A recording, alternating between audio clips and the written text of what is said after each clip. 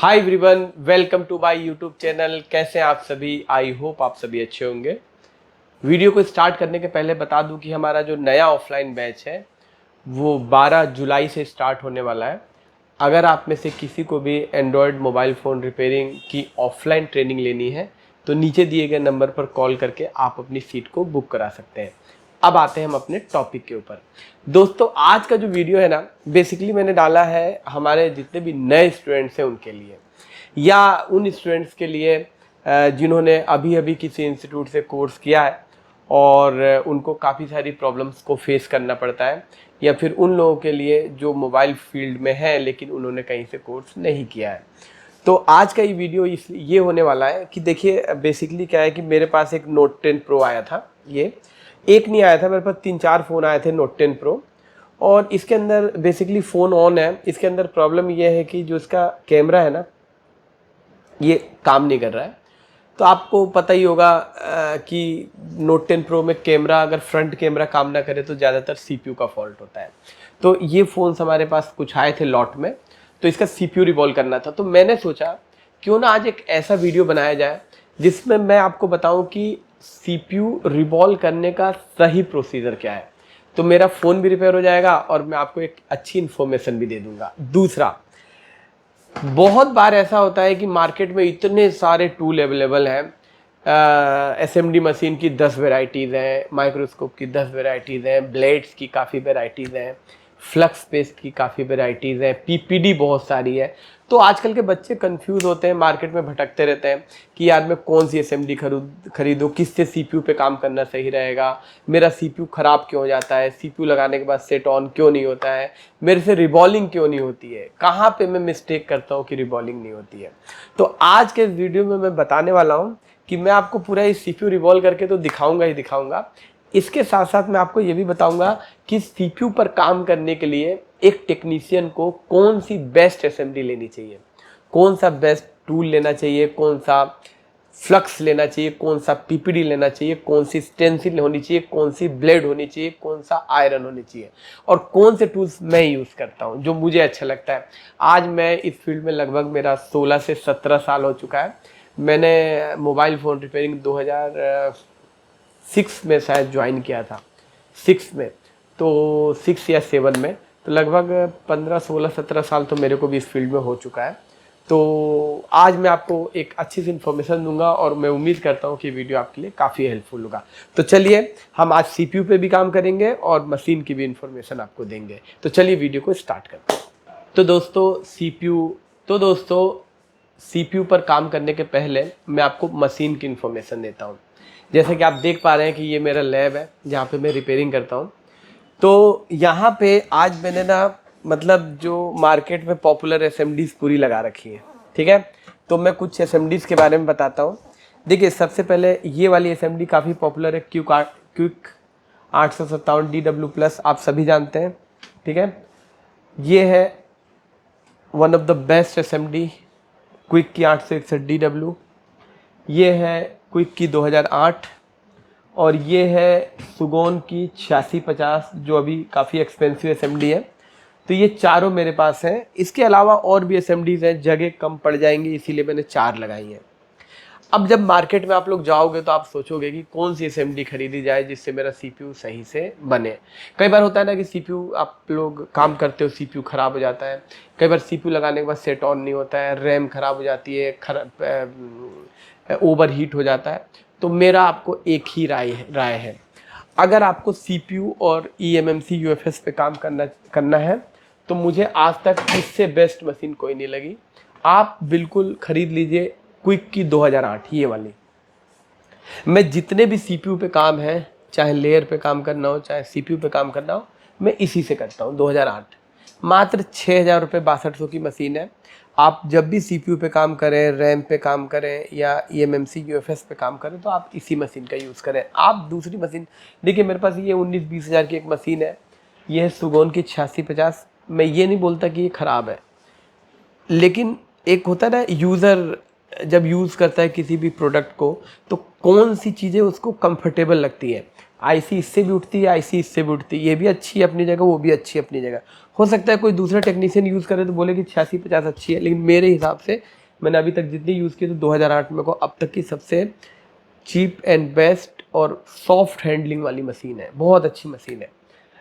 अब बात करते हैं कि आप अपनी दुकान में चार्जिंग जैक बदलते हो, पावर आईसी बदलते हो, चार्जिंग आईसी बदलते हो, इन छोटे छोटे कामों के लिए आप 857 खरीद लो। ठीक है, तो आप अपनी दुकान पे 2 मशीन रखो, यानी छोटे कामों के लिए ये वाली रखो और सीपीयू पे काम करने के लिए ये वाली रखो। लेकिन अगर आपका थोड़ा बजट ठीक है, अगर आप 15-16 हज़ार रुपये एसएमडी पे खर्च कर सकते हो तो आप 861 क्विक की खरीद सकते हो डब्लू, ये भी बेस्ट मशीन है नो डाउट। लेकिन मतलब ये मशीन से आप हर काम कर सकते हो, तो आपकी चॉइस है, लेकिन मुझे तो यही पसंद है सीपीयू पे काम करने के लिए। ठीक है, तो ये भी मशीन अच्छी है, ये भी अच्छी है, और मेरा मतलब मैं फाइनल ओपिनियन दे रहा हूँ, छोटे कामों के लिए ये खरीद लो और बड़े कामों के लिए सीपीयू के लिए ये खरीद लो। क्योंकि 2 मशीन होगी ना तो आपको बार बार नोजल नहीं चेंज करना होगा, क्योंकि कोई भी मशीन लोगे बार बार छोटा नोजल लगाओगे, बड़ा नोजल लगाओगे, इसी में मशीनें खराब होती है, तो बेहतर है 2 मशीन रख लो। ठीक है, तो ये थी असेंबली मशीन। अब बात करते हैं आयरन की। देखो दोस्तों, यहाँ पे आप जैसे कि देख सकते हो सुगोन का T60 मेरे पास है, ये 10,000 के आसपास का आयरन है। इसमें ये देख लें जो 2 यहाँ पे इसके आयरन बिट आती है, लेकिन इसके साथ साथ मेरे पास एक और आयरन है, ये मेरा बहुत पुराना आयरन है, इसको ये है T210, ये यहाँ पे ये मात्र 3,000 का आयरन है। तो मैंने दोस्तों बहुत सारे आयरन मतलब यूज़ किए, सनसाइन के भी किए, सुगोन के भी किए, और T210 भी किया, T12X भी किया। लेकिन अल्टीमेटली मुझे लगा कि मैंने 10,000 का आयरन भले यूज़ किया ना, लेकिन मैं जब T210 यूज़ करता हूँ तो मुझे बहुत अच्छा लगता है, OSS का T210। और आज भी मैं ना इसी आयरन से ही काम करता हूँ, ये मुझे बहुत सही लगता है। और मात्र ये 3,000 का आयरन है, भले ही 10,000 का आयरन मुझे उतना कंफर्टेबल सॉफ्ट नहीं लगता जितना कि 3,000 का आयरन लगता है। तो अगर आपको ख़रीदना है, आपका बजट, अगर आप नए हैं और अभी अभी मार्केट में उतरे हैं या इवन पुराने भी हैं, तो आप इस पे जा सकते हो। हर महंगी चीज़ अच्छी नहीं होती, ये आपको ध्यान रखना है। ऐसा नहीं कि आपने कोई महंगी चीज़ खरीद ली तो बेस्ट होगी, ऐसा कुछ नहीं है। ठीक है, तो मेरे हिसाब से आप T210 OSS ब्रांड का खरीद सकते हो। मार्केट में लोकल कॉपी ओरिजिनल भी आप देख लेना, इसका मुझे ज़्यादा पता नहीं, लेकिन ओरिजिनल होना चाहिए OSS T210। अगर आप ये आयरन खरीदते हैं ना तो आपको कभी भी ना मतलब रिग्रेट नहीं होगा कि यार मेरा ना काम अच्छे से नहीं हो रहा। चाहे सीपीयू पे काम करो या किसी भी चीज़ पे काम करो, बेस्ट है। तो ये 2 चीज़ मैंने बता दी सीपीयू पे काम करने के लिए। एक तो आप एसएमडी को बता दिया मैंने, और एक आयरन बता दिया, ये ले लेना। बाकी आपकी मर्जी है, मार्केट में बहुत सारे प्रोडक्ट है, आप कुछ भी खरीद सकते हैं। मेरा ओपिनियन इस पर ज़्यादा अच्छा है। अब इसके बाद बात करते हैं माइक्रोस्कोप की। आप देख सकते हैं ये जो माइक्रोस्कोप है, ये RF4 का माइक्रोस्कोप है, और मेरे पास एक और माइक्रोस्कोप है सॉफ्टटॉप का, मैं आपको दिखा देता हूँ। आप देख सकते हैं कि ये एक माइक्रोस्कोप है सॉफ्टटॉप का, इस पे भी हम काम करते हैं। और अभी एक माइक्रोस्कोप मार्केट में काफ़ी पॉपुलर हो रहा है, जो कि आपने YCS का सुना होगा, ये भी मेरे पास है। ठीक है, मैं छोटी सी क्लिप में आप देख सकते हैं, हमारे पास ये भी माइक्रोस्कोप है। तो अभी तक जो मैंने मॉनिटर किया है, हमारे पास हमने मैकेनिक का भी यूज़ किया है और काफ़ी सारे यूज़ किए हैं। तो मेरा आपको यही मतलब सजेशन रहेगा कि आपका थोड़ा बजट ठीक है ना, तो आप YCS पे जा सकते हो, उसकी क्लैरिटी मेरे को काफ़ी अच्छी लगती है। ठीक है, बाकी RF4 भी अच्छे हैं, ऐसा नहीं है, लेकिन मतलब क्लैरिटी की बात करूँ तो वो 20 है। ठीक है, बाकी आपकी मर्जी, आप जैसा भी ले सकते हो। माइक्रोस्कोप तो सब अच्छे हैं। ठीक है, तो मैंने आयरन बता दिया और एसएमडी बता दी, माइक्रोस्कोप बता दिया। अब आप लोग जो पीपीडी यूज़ करते हो, देखो आप लोग मार्केट से जो पीपीडी खरीदते हो, जैसे ही देखो यहाँ पे मैकेनिक 183 है। ठीक है, कोई 100 रुपये में भी देता है, कोई 150 200 में। ये जो पीपीडी है ना, ये एक एवरेज पीपीडी है। मतलब मैंने देखा है इसमें ओरिजिनल भी आती होगी, मुझे नहीं पता। मैंने देखा है कभी 100 रुपये में भी मिल जाती है, कभी 150 में भी मिल जाती है, कभी 250 में मिलती है। पता ही नहीं चलता कौन सी ओरिजिनल है कौन सी लोकल है। लेकिन हम जब यूट्यूब वीडियोस बनाते हैं या फिर किसी फ़ोन पे हम काम करते हैं, तो हम ज़्यादातर इस पीपीडी को यूज़ करते हैं। मार्ट की पीपीडी है, ये थोड़ा एक्सपेंसिव पीपीडी है। तो मैंने अभी तक देखा है कि अगर आप रिबॉल कर रहे हो और बार बार रिबॉल आपसे नहीं हो रहा है, बॉलें फूल जाती हैं, तो ये जो पीपीडी होते हैं बहुत गीले होते हैं, मतलब लिक्विड फॉर्म में होते हैं, और ये पीपीडी काफ़ी हार्ड होती है, ड्राई होती है। तो अगर इससे आप बनाते हो बॉल तो बहुत सॉलिड बॉल बनेगी। आप या तो मांट की पीपीडी खरीद सकते हो, बाकी मैंने फॉन्गकॉन्ग भी यूज़ किया है, उसकी भी पीपीडी अच्छी है।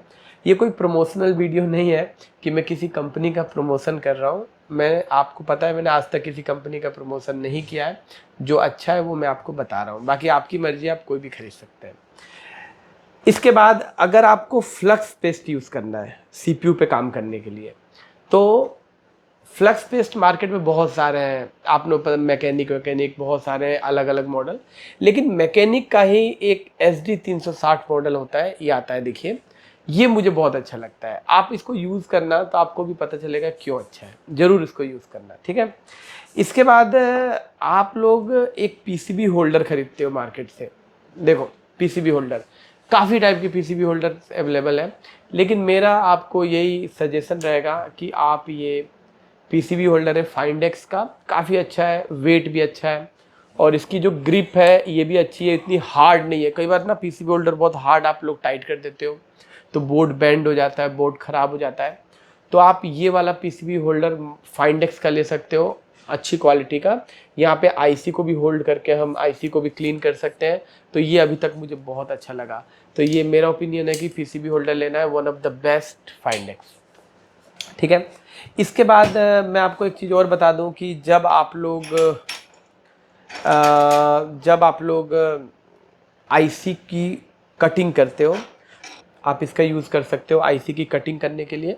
तो मैं यही यूज़ करता हूँ, मैं कई सालों से यूज़ कर रहा हूँ, यही मुझे अच्छी लगती है। और कभी कभी ना जगह बहुत कम होती है, जगह कम मैंने आईसी के किनारे बहुत क्लोज पॉइंट्स होते हैं, तो वहाँ पे ये नहीं जा पाती है। तो यहाँ पे 009 प्लस का एक आता है, ये क्विनली का ही है। तो इसमें एक ब्लेड आती है, यहाँ पे मैं आपको दिखा दूँ, ठीक है। तो इसमें इस टाइप के ब्लेड्स आती है, ये देखिए, इसमें ये पतली होती है, इसका बहुत कम होता है, तो इसका भी यूज़ आप कटिंग के लिए कर सकते हो, ठीक है। तो जहाँ पे स्पेस है यहाँ यूज़ करो, और जहाँ पे स्पेस नहीं है वहाँ पे ये वाली ब्लेड्स यूज़ कर सकते हो। अब बात करते हैं आईसी को पिक करने के लिए, तो one of the best blade, जैसे आप आईसी को ऐसे करके डाल के ऐसे पलटते हो ना, तो उसके लिए ये मैं कई सालों से यूज़ कर रहा हूँ। इस ब्लेड को बोलते हैं DP07 किनली की, मैं आपको दिखा देता हूँ थोड़ा सा लाइट में, आप देखिए इसको, ये है DP07 किनली की है, देखिए ये हार्ड ब्लेड है, इससे काफ़ी अच्छा आप किसी भी आईसी को पिक कर सकते हो, ठीक है, one of the best blade है। तो इस तरीके से आपने देखा कि मैंने मेन टूल्स बता दिए आपको कि एसएमडी, आयरन, ब्लेड्स, पीपीडी और एसएमडी मशीन मेन बता दिया। अब चलिए मैं पूरा प्रोसेस दिखाता हूँ कि अगर आपसे भी कभी सीपीयू ना लग रहा हो, सीपीयू सही से रिवॉल्व ना हो रहा हो, या सीपीयू निकालने में प्रॉब्लम्स आती हैं, तो मैं आपको एक एक स्टेप्स दिखाता हूँ कि किस तरीके से आपको हैंडल करना है, ठीक है। चलिए वीडियो को स्टार्ट करते हैं। तो जैसा कि आप देख सकते हैं कि एकदम फ्रेश पीस है, अभी तक ओपन भी नहीं हुआ है, ठीक है। तो सबसे पहले मैं कनेक्टर को अलग करता हूँ,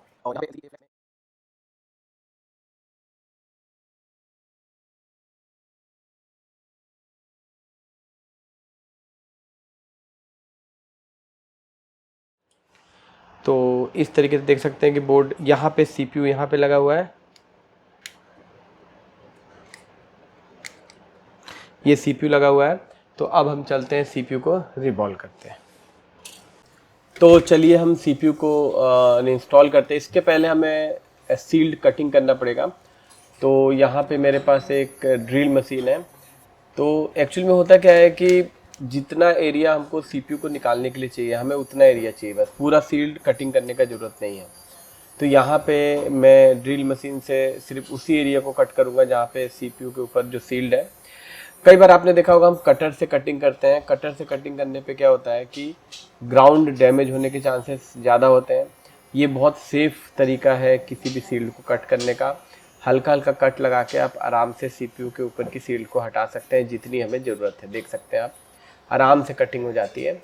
और यहाँ पे हल्का सा हम कॉर्नर से किनारे किनारे भी कटिंग कर सकते हैं, आप देख सकते हैं। तो ये काफ़ी अच्छा मेथड है, आप इसको ज़रूर ट्राई करें। काफ़ी सारी ड्रिल मशीन मार्केट में अवेलेबल है, ठीक है। आप कोई भी सनशाइन की या रिलाइफ की कोई भी खरीद सकते हैं और इजीली आप काम कर सकते हैं। अगर इसी को मैं कटर से कटिंग करूंगा ना तो नीचे किनारे का ग्राउंड निकलता है, इससे कई बार फ़ोन में रिस्टार्ट की दिक्कत आ जाती है, कई बार सेट डेड हो जाता है, कहीं ना कहीं कोई प्रॉब्लम आ जाती है, तो वो सही वे नहीं है। या तो फिर आप हीट से निकालें, तो हीट से निकालने के लिए हमें पूरी सील्ड निकालनी पड़ेगी। तो इस तरीके से आप आराम से कट कर सकते हैं। थोड़ा सा बस ध्यान रखना है कि ज़्यादा गहरा कटिंग नहीं करना है, नहीं तो पता चला कि कट करते करते हो सकता है किसी आईसी पे लग जाए, तो इसका भी थोड़ा सा ध्यान रखना है आपको। देखिए आराम से इस तरीके से हल्का हल्का हल्का हल्का आप कट कर सकते हैं। मैं एकदम स्लो मोशन का वीडियो शूट कर रहा हूँ ताकि आपको हर चीज़ एक एक स्टेप में समझा सकूँ। ये उन स्टूडेंट्स के लिए है जो काम तो करते हैं लेकिन कभी कभी उनका काम उतना परफेक्ट नहीं होता है, काम करते कुछ और है, प्रॉब्लम कुछ और आ जाती है, तो सेफ वे में आप किस तरीके से काम करें, इसीलिए हमने इस वीडियो को आज शूट किया है। ठीक है, तो इस तरीके से आप हल्का हल्का कटिंग कर लीजिए। देख सकते हैं बिल्कुल, आप 2-3 सील्ड काटेंगे तो आपको एक्सपीरियंस हो जाएगा कि कितना ड्रिल इनसाइड करना है और किस तरीके से कटना है। ये यहाँ पे सीपीयू तक का हमने कट लगा लिया। ठीक है, अब यहाँ पे थोड़ा सा यहाँ से काट दें और ये आपकी सील्ड होगी बाहर। आप देख सकते हैं कितना आसानी से हमने सील्ड को निकाल लिया। ठीक है, अब दूसरा हमें पार्ट ये करना है कि ये 007 की ब्लेड है, हल्का हल्का ग्लू कट कर लीजिए। इसमें ज़्यादा ग्लू ब्लैक नहीं है, पेस्टेड है लेकिन कम पेस्टेड है, इसमें ज़्यादा ग्लू तो है नहीं कि हमें निकाला जाए। ऊपर मैंने जो इसका यूएफएस चिप है इसके ऊपर टेप लगा दी है, आप देख सकते हैं। और मेरे पास ब्लेड है क्विनली की DP07 और इसी से मैं काम करता हूँ, हार्ड ब्लेड है। अभी मैं SMD यूज़ कर रहा हूँ 2008 क्विक की, ठीक है, जो मैंने आपको बताया था। और मेरा टेम्परेचर है SMD का 350, एयर है 100, फुल एयर है। और हल्का हल्का आपको मूव करना है। देखिए आईसी के अंदर से एयर निकलने लगा है, तो हल्का हल्का मूव कर रहा है। और आसपास का कंपोनेंट आप देखो कि जब मूव करने लगे ना, देखो हल्का फुल्का आप देखो आसपास, अगर ग्राउंड आपका मेल्ट हो गया या कंपोनेंट मेल्ट हो गया तो वही सही टाइम होता है सीपीयू को उठाने का। आपका हाथ रुकना नहीं चाहिए, हाथ मूव होना चाहिए। देखिए हल्का सा ब्लेड गया अंदर, अभी भी पूरा हीट नहीं हुआ है सीपीयू। और ये देखिए ये हल्का हल्का में अंदाज़ा मिल जाएगा। अभी देखिए ये निकल गया सीपीयू आराम से। तो आपने देखा कि थोड़ा सा अगर आप थोड़ा सा एक आइडिया ले लें कि मेरी असेंबली से कितने सेकंड में सीपीयू निकल जाता है, तो फिर आप इजीली सीपीयू को सेम टाइम में निकाल सकते हैं। तो आप देख सकते हैं कि अंदर ब्लैक पेस्टेड है पूरा और ये सीपीयू हमारा आ गया है बाहर। सीपीयू निकालने के बाद सेकंड स्टेप होता है फ्लक्स लगाइए इस तरीके से। और फ्लक्स हम यूज़ करते हैं, मेरे पास है मैकेनिक का SD360। ठीक है, फ्लक्स यूज़ करना है। और अब आयरन टेम्परेचर है मेरा 350 और इस तरीके से पूरी बॉल को हम एक बार क्लीन कर लेंगे। ठीक है, डायरेक्ट आपको डिसोल्डर वायर से क्लीन नहीं करना है, पहले पूरे जितने भी सोल्डर है उसको आउट करना है, उसके बाद ही फिर डिसोल्डर वायर लगाना है।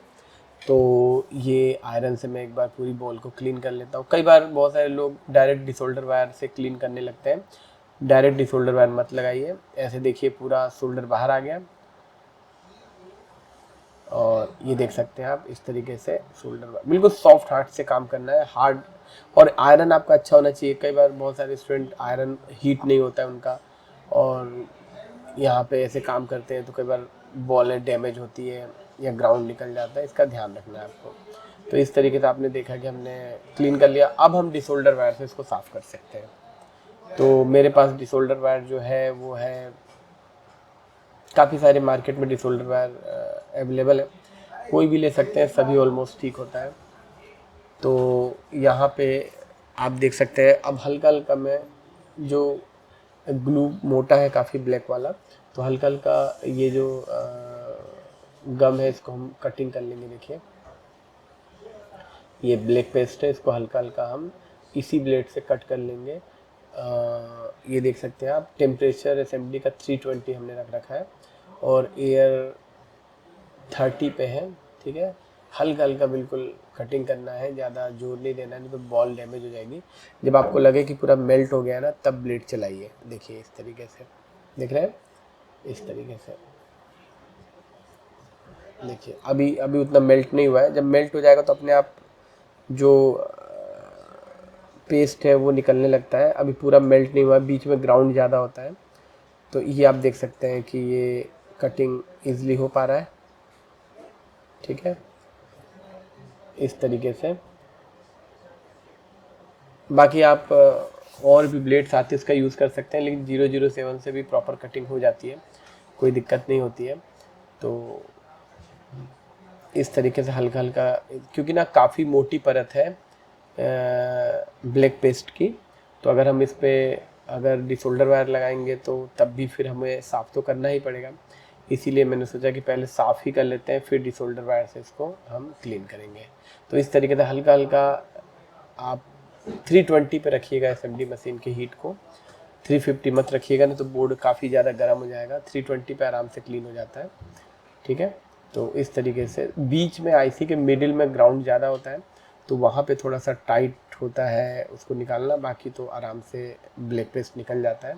यहाँ देखिए इस तरीके से हल्का हल्का आप कट कर लीजिए, देख सकते हैं आप ऐसे काफ़ी आसानी से ये देखिए कट लग जाएगा। और ये पूरा ग्लू लगभग ऑलमोस्ट साफ़ हो गया। देखिए आप देख सकते हैं एक भी बॉल डैमेज नहीं है, पूरी बॉल सेफ़ है, आसानी से हमने क्लीन कर लिया, एक भी बॉल डैमेज नहीं, आप देख सकते हैं। इवन जो एनसी बॉल होती है वो भी नहीं निकली है। तो बिल्कुल आप सॉफ्ट वे में काम कीजिए, आसानी से आप हर सीपीयू को हैंडल कर सकते हैं। तो इस तरीके से आप देख सकते हैं कि हमने पूरा क्लीन कर लिया, आप देख सकते हैं, ठीक है। और भी कहीं अगर आपको लगता है कि ज़्यादा हार्ड ग्लू है, इस तरीके से आप साफ़ कर सकते हैं, ठीक है। अब क्लीन करने के बाद एक बार हम इसको कॉटन से आसपास देख लेंगे कोई कंपोनेंट निकला तो नहीं है। अब इसको हम एक बार ना कॉटन से पूरा क्लीन करेंगे, और उसके बाद देखिए कितना सारा ब्लैक पेस्ट निकल गया है आसानी से। ये देखिए निकल चुका है पूरा बाहर।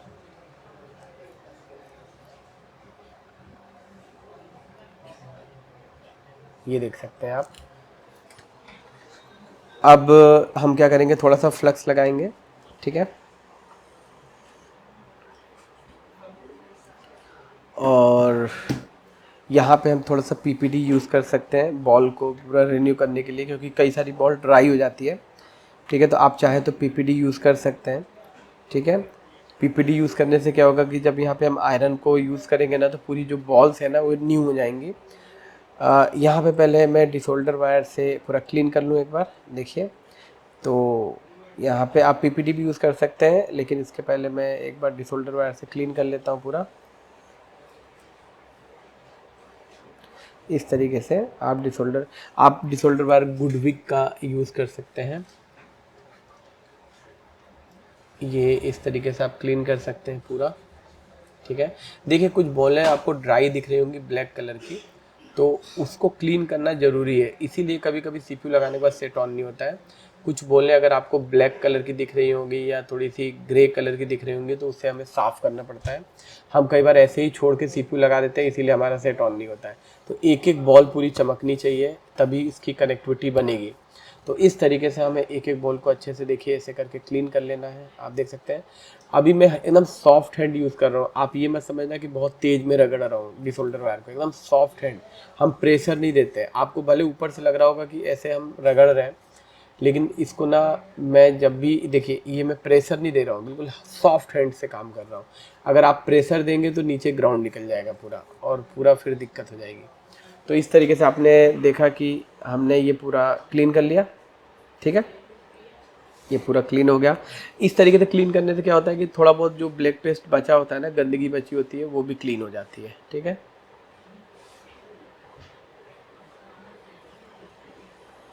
अब एक बार हम इसको क्लीन कर लेते हैं।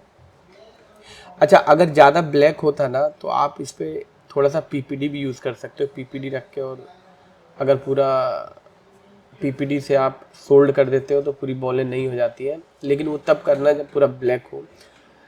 बॉल्स ज़्यादा गंदी होती है तो एक बार पीपीडी भी यूज़ कर सकते हैं, ठीक है। यहाँ पे बॉल्स ठीक ठाक है, ठीक है। तो इस तरीके से आप जो रुई होती है रुई हम घरों में इस्तेमाल करते हैं, उससे आप साफ़ कीजिए तो काफ़ी अच्छा साफ़ होता है। देखिए पूरी गंदगी बाहर निकल जाती है। ठीक है, आप वो जो टूथब्रश होता है उससे मत काम कीजिए। अब ये आईसी।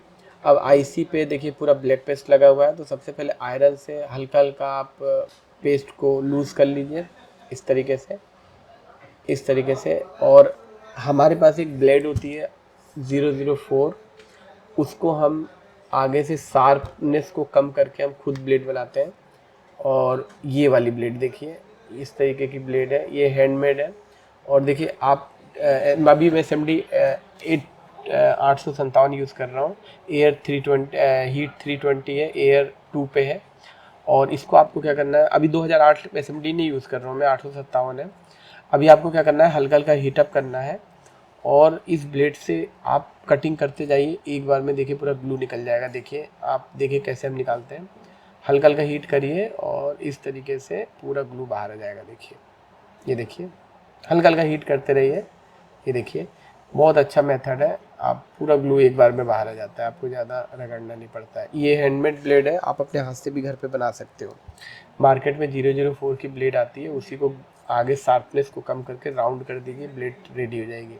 तो इस तरीके से आप पूरे किसी भी आईसी के पेस्ट को इस तरीके से कट कर सकते हो। काफ़ी कम समय भी लगता है और कुछ भी डैमेज होने का चांस भी नहीं रहता है। देख सकते हैं, ये देख सकते हैं। तो इस तरीके से आईसी के पूरे ग्लू को हमने पूरा क्लीन कर लिया काफ़ी अच्छे तरीके से। आप देख सकते हैं तो काफ़ी बॉलें ड्राई हैं आईसी के अंदर, कुछ ही बॉल हैं जो सिल्वर दिख रही है, बाकी सभी बॉल ड्राई हैं लगभग। तो इसको काफ़ी अच्छे से हमको क्लीन करना पड़ेगा। देख सकते हैं आप, काफ़ी ड्राई है बॉल्स।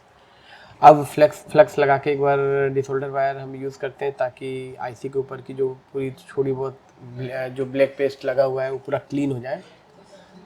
आप देख सकते हैं ये पूरा पेस्ट क्लीन हो गया।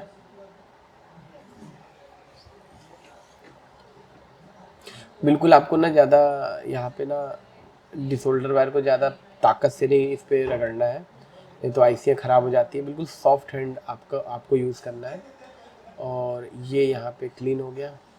ठीक है, अब आप देखिए कुछ बॉलें चमक रही है और काफ़ी सारी बॉलें ग्रे हैं। ग्रे का मतलब है कि ड्राई है। तो हम एक लोहे का ब्रश आता है, आप देख सकते हैं, मार्केट से ख़रीद सकते हैं। इस ब्रश से हल्का हल्का अगर आप इसको इस तरीके से घिसेंगे तो पूरी बॉलें चमक जाएंगी। मतलब जो ग्रे बॉल्स हैं वो भी सिल्वर हो जाएंगी और आसानी से ऐसी रिवॉल्व हो जाएगी। ठीक है, आपको आयरन चलाने की ज़रूरत नहीं है इस पर। ठीक है, देख सकते हैं आप पूरी बॉलें साफ़ हो गई। ये ब्रश मार्केट में अवेलेबल है आसानी से। देखिए पूरी बॉलें क्लीन हो गई। ये ब्रश मार्केट में आसानी से मिल जाता है, ये आयरन ब्रश होता है। अब ये आईसी को हम रखते हैं और इसको एक बार में हम रिवॉल्व करते हैं। ठीक है, अब देखिए ये अभी पीपीडी में मांड का पीपीडी यूज़ कर रहा हूँ। जो ये वाले पीपीडी होते हैं ना, जो क्या बोलते हैं, मैकेनिक के, या काफ़ी सारे पीपीडी मार्केट में हैं, तो ये काफ़ी अच्छा पीपीडी है। पीपीडी को बिल्कुल ड्राई होना चाहिए, तभी एक बार में बॉल्स बनेंगी। अगर आप रिबॉलिंग करते हैं और बार बार आपके आईसी की जो बॉल्स हैं वो फूल जा रही हैं, बाहर निकल जा रही है ना, तो इसका मतलब है कि आपका जो पीपीडी आप यूज़ कर रहे हो ना वो ड्राई नहीं है। देखिए कितना ड्राई पीपीडी है, हमने पूरा सुखा दिया है।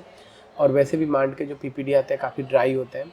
तो इस तरीके से ड्राई होना चाहिए, पूरा सूखा होना चाहिए, उसमें बिल्कुल भी पानी नहीं होना चाहिए, लिक्विड नहीं होना चाहिए। देखिए इस तरीके से आप पीपीडी लगाइए, बिल्कुल सूखा पीपीडी है, एक बार में आपकी आईसी रिवॉल्व होंगी। ठीक है, तो आप देख सकते हैं कि हमने यहाँ पे लगा दिया। और आप ट्वीज़र, इस टाइप के ट्वीज़र यूज़ कर सकते हैं। देखिए ये मार्केट में अवेलेबल है, इससे काफ़ी अच्छा रिवॉल्विंग होता है, होल्ड करने में बहुत आसानी मिलती है। और अभी एसएमडी में यूज़ कर रहा हूँ 857, एयर हीट है 300 पे, एयर है 2।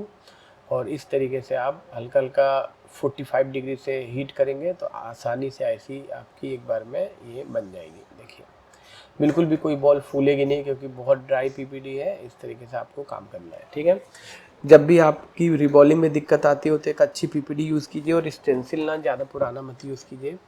अगर आप ज़्यादा पुराने स्टेंसिल यूज़ करेंगे तो फिर बॉल बनाने में आपको दिक्कत होगी। ठीक है, आप नहीं कोई भी बॉल बनाएगा उसको दिक्कत होगी।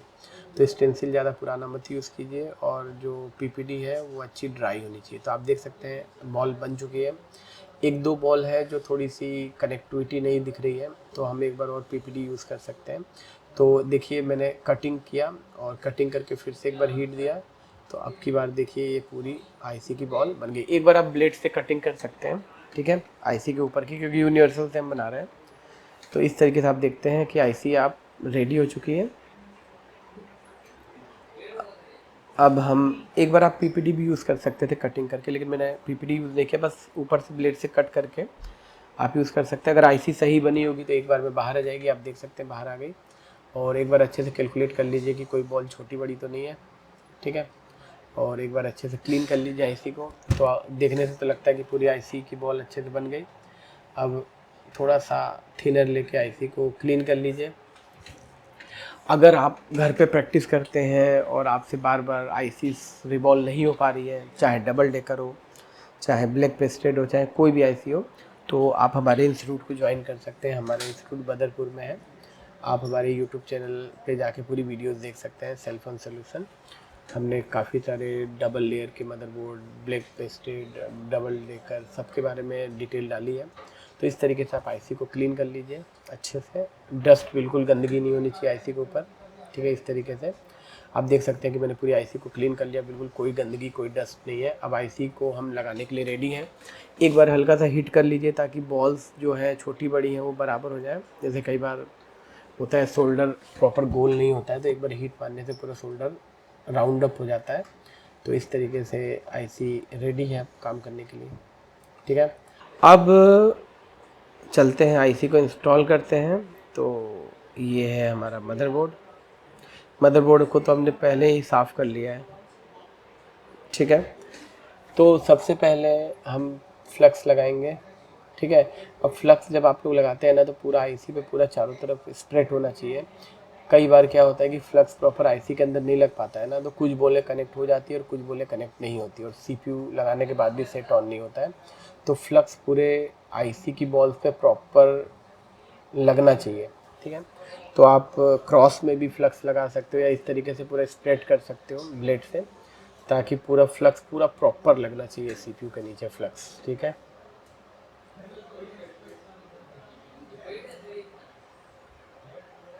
अब हमें क्या करना है कि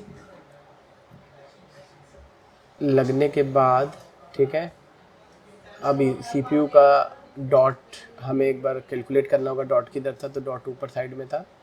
तो इस तरीके से आप कॉर्नर मैच करके सीपीयू को रख लीजिए, ठीक है। अब हम सीपीयू को लगाने के लिए एसएमडी यूज़ करेंगे 2008, ठीक है। टेम्परेचर होगा 350, एयर होगा 100, और इजीली सीपीयू को हम इंस्टॉल करेंगे। तो देखिए सीपीयू लगाते समय नोज़ल है 12 mm का, हीटअप दो, अपने आप आईसी बैठ जाएगी तो समझ लेना सीपीयू लग गया, और थोड़ा सा मूव कराना ज़रूरी है। तो आप देख सकते हैं कि यहाँ पे राउंड करते रहो, हीट राउंड अप करते रहो, राउंड अप करते रहो। देखिए इस तरीके से राउंड से घुमाते रहो ऐसे,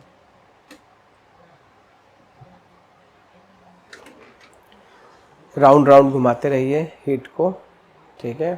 और इस तरीके से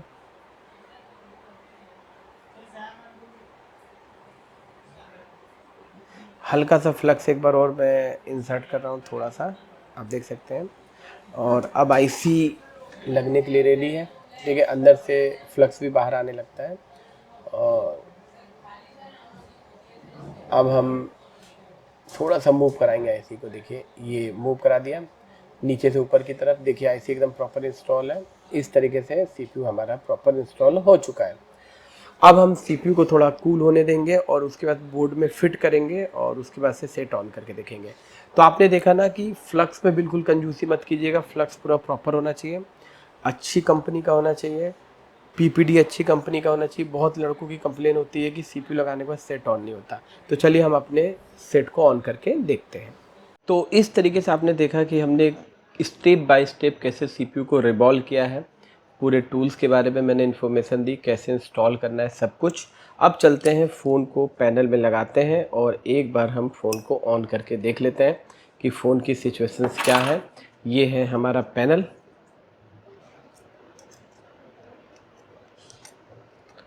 जैसा कि मैंने आपको बताया था शुरू में कि इसमें कैमरे की दिक्कत थी, तो मैंने सोचा था कि सीपीयू पे भी काम हो जाएगा और मैं आपको बता भी दूंगा। तो ये मैंने लगा लिया है, ठीक है। और इसका कैमरा भी हमें इंस्टॉल करना पड़ेगा, क्योंकि मेन तो इसका फॉल्ट कैमरे का ही था। तो इसके पूरे हम कैमरे लगा लेते हैं एक बार।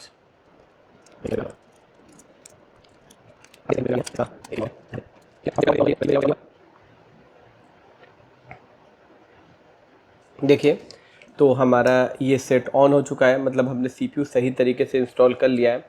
लेकिन कई बार क्या होता है कि सेट ऑन होने के बाद कई बार हैंग ऑन लोगों पे स्टक हो जाता है, काफ़ी सारी प्रॉब्लम्स देखने को मिलती है। तो देखते हैं कि इस फ़ोन में पूरा बूट होम स्क्रीन तक पहुंचता है कि नहीं, बूट करता है कि नहीं। तो इस फ़ोन के थ्रू मैंने आपको एक सही इन्फॉर्मेशन देने की कोशिश की है कि जिन लोगों से सीपीयू रिपेयर नहीं होता है, सीपीयू लगाने के बाद सेट ऑन नहीं होता है, तो कैसे उसको रिपेयर करना है। देखते हैं कि जो हमारा फ़ोन है ये कंप्लीट ऑन हो चुका है, और हम देख लेते हैं कि इसका कैमरा काम कर रहा है कि नहीं। मेन तो फॉल्ट यही था कैमरे के लिए। तो इसका जो कैमरा है वो कहाँ है, तो ये कैमरा है। तो देखते हैं कैमरा चल रहा है कि नहीं। तो देख सकते हैं आप, कैमरा चल चुका है, ठीक है। और फ्रंट कैमरे की बात करें तो देखिए फ्रंट कैमरा भी चल चुका है, आप देख सकते हैं, ठीक है। और जो बैक कैमरा है वो भी चल रहा है। तो इस तरीके से आपने देखा कि हमने पूरा कंप्लीट फ़ोन को बहुत प्रॉपरली सीपीयू को इंस्टॉल किया है। अगर आप भी सीपीयू लगाते हैं और सेट ऑन नहीं होता है, या आपका हैंड स्किल अच्छा नहीं है, सीपीयू लगाने में आपको डर लगता है, तो डेफिनेटली आप हमारे कोर्स को ज्वाइन कर सकते हैं। हमारा जो इंस्टीट्यूट है बदरपुर दिल्ली में है। तो यूट्यूब देख के जितना आप कर सकते हैं, जो हेल्प हो सकती है मैंने कर दिया। लेकिन आपको वाकई में एक रियल अगर एक्सपीरियंस फील करना है और मोबाइल फ़ोन रिपेयरिंग में अच्छा करियर बनाना है, तो आप हमारे बैच को ज्वाइन कर सकते हैं, ठीक है। नीचे दिए गए नंबर पर कॉल करके सही इन्फॉर्मेशन ले सकते हैं, कोर्स के बारे में डिटेल ले सकते हैं। तो चलिए दोस्तों, फिर से मिलेंगे नेक्स्ट वीडियो में। तब तक के लिए आपका बहुत बहुत धन्यवाद।